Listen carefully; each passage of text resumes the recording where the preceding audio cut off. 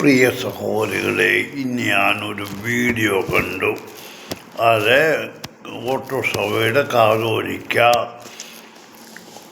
വീഡിയോയിലുള്ളത്.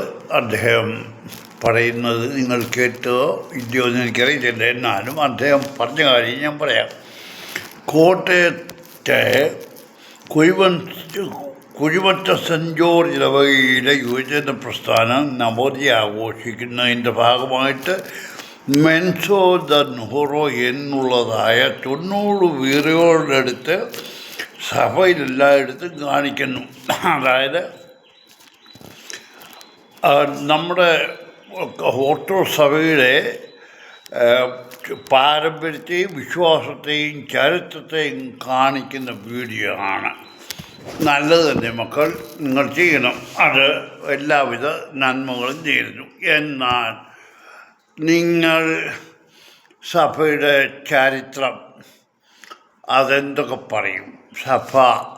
Auto സഭയുടെ ചരിത്രം പറയുമ്പോൾ പാരമ്പര്യവും വിശ്വാസം എവിടെയാണ് ഓട്ടോ സഭയ്ക്ക്? ആരിലാണ്?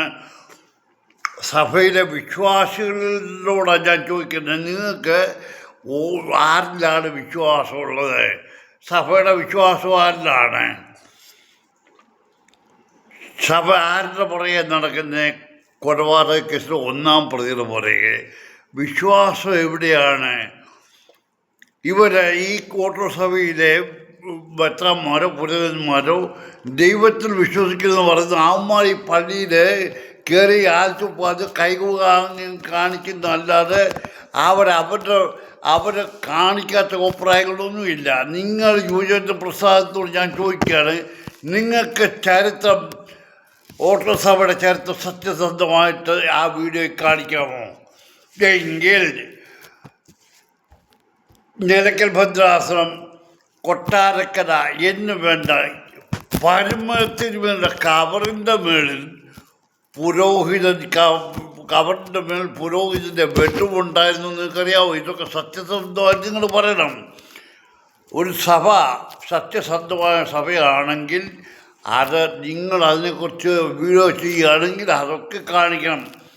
ഞാൻ വെറുതെ കൊണ്ടല്ല പറഞ്ഞ്, വിശുദ്ധ ബൈബിൾ എന്നും സത്യവേദ പുസ്തകമെന്ന് നമ്മൾ ബൈബിളിൽ പറയുന്നുണ്ട്. എന്തുകൊണ്ട്? ബൈബിളിൽ നടന്ന കാര്യങ്ങളെല്ലാം ദാവീദ് ചെയ്ത കൊലപാതകം, ദാവീദ് എന്ന് പറഞ്ഞാൽ ഊരിയാവിനെ, അത് വേണ്ട, ലോത്തിൻ്റെ പെൺമക്കൾ ലോത്തിനെ മദ്യം കുടിപ്പിച്ചിട്ട് ലോത്തിൻ്റെ കൂടെ ശയിച്ചത് എന്ന് വേണ്ട എല്ലാ കാര്യങ്ങളും.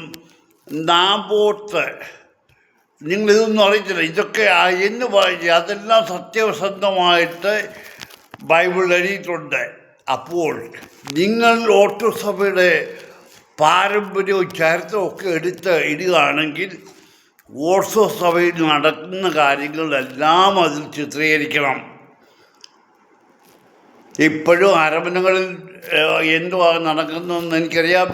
നിങ്ങൾ ചോണയുണ്ടെങ്കിൽ ഇതെല്ലാം സത്യസന്ധമായിട്ട് ഓർത്തോ സഭയുടെ പാരമ്പര്യവും വിശ്വാസവും ചരിത്രവും സത്യസന്ധമായിട്ടണം. ഇല്ല എങ്കിൽ നീയൊക്കെ കള്ളം കാതോലിക്കാരുടെ കൈമടക്ക് മേടിച്ച് അവൻ്റെ ചെലവിലായി ഇതെടുക്കുന്ന ഒന്നുമല്ല, അവൻ്റെ നിലനിൽപ്പിന് വേണ്ടിയിട്ട്. അറിയാമല്ലോ, ഈ അടുത്ത സമയത്ത് വെച്ചാന് സത്യസന്ധമായിട്ടൊരു കാര്യം വിളിച്ച് സഭയുടെ കാര്യം പറഞ്ഞപ്പോൾ മാറ്റി നിർത്തി തിരിച്ചെടുത്തോ. അതെന്തുകൊണ്ട് എന്നൊക്കെ നിങ്ങൾക്കറിയാൻ വയ്യെങ്കിൽ ഞാൻ പറഞ്ഞുതരാം. അതുകൊണ്ട് നിങ്ങൾ 90 വീഡിയോ അല്ല 150 വീഡിയോ എടുത്താൽ എനിക്ക് സന്തോഷമാണ്. പക്ഷെങ്കിൽ സഭയുടെ ചരിത്രം സത്യസന്ധമായിട്ട് കുമ്പസാരക്കൂട്ടിൽ സത്യം പറഞ്ഞ സ്ത്രീയെ 5 പേർക്ക് കൈമാറിയ പുരോഹിതന്മാർ നമ്മുടെ സഭയിലുണ്ട്.